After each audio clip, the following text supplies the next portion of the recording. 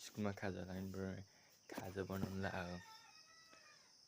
अनि त्यसपछि यही हो, अब रोटी पेल्नुपर्छ मजाले। यसले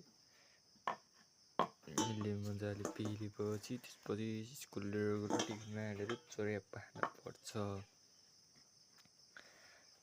अब आज चाहिँ एउटा भ्लग हाल्नेछु, अब पर्सितिर एउटा अर्को भ्लग आउँछ।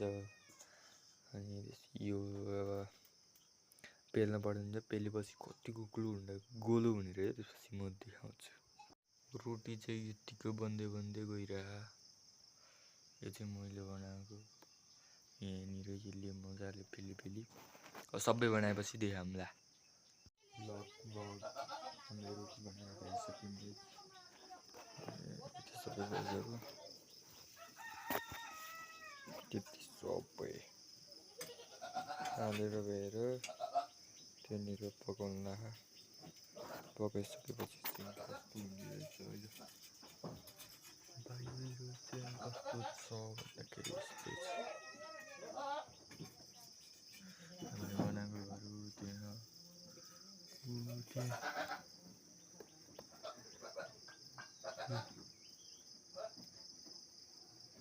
सुभित्र ल्याएर आएको त सुभित्र आएको ओछिनको हालत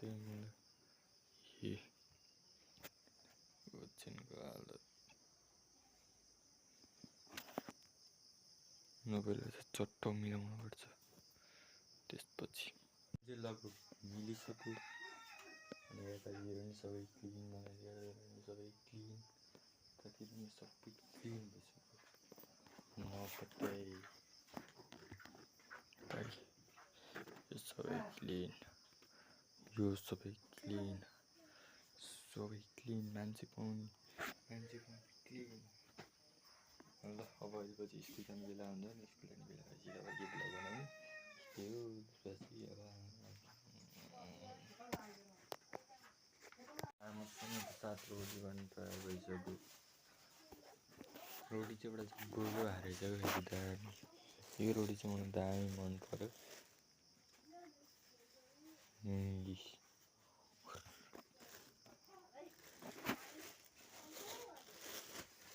यसलाई प्लास्टिकमा प्याक हालेर चोलातिर हालिदिनुपर्छ। ल अब अरू केही पनि छैन। वर्ल्ड कप आइसक्यो। वर्ल्ड कपमा कसलाई सपोर्ट गर्ने भन्दाखेरि म कसलाई सपोर्ट गर्छु फेरि यसलाई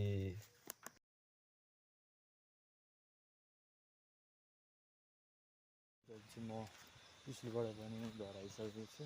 अनि अहिले चाहिँ पानी जानु लाग्यो। पानी जाने बाटोमा त्यस्तो खालको पोखरी छ।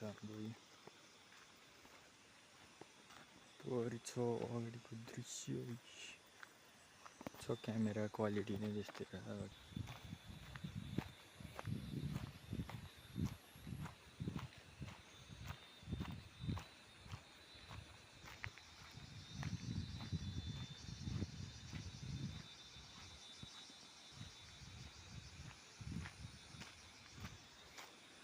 यस्तै दृश्य हेरेर म जाँदैछु।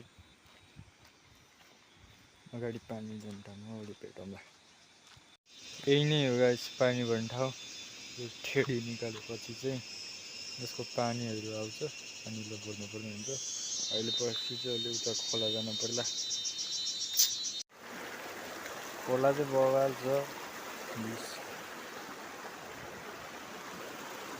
अब यहाँनिर बसेर चाहिँ मैले खुट्टा धोएर जान्छु। त्यसपछि गरौँ न।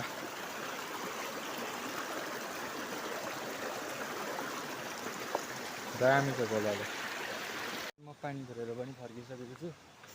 अगाडि पोखरी हो, पोखरी देखाइदिन्छ जानको अघि नै पनि। अब उताबाट भेटौँला। हाम्रो गाउँ पनि भइसकेको छ। अनि त्यसपछि यताबाट बाइक आइरहेको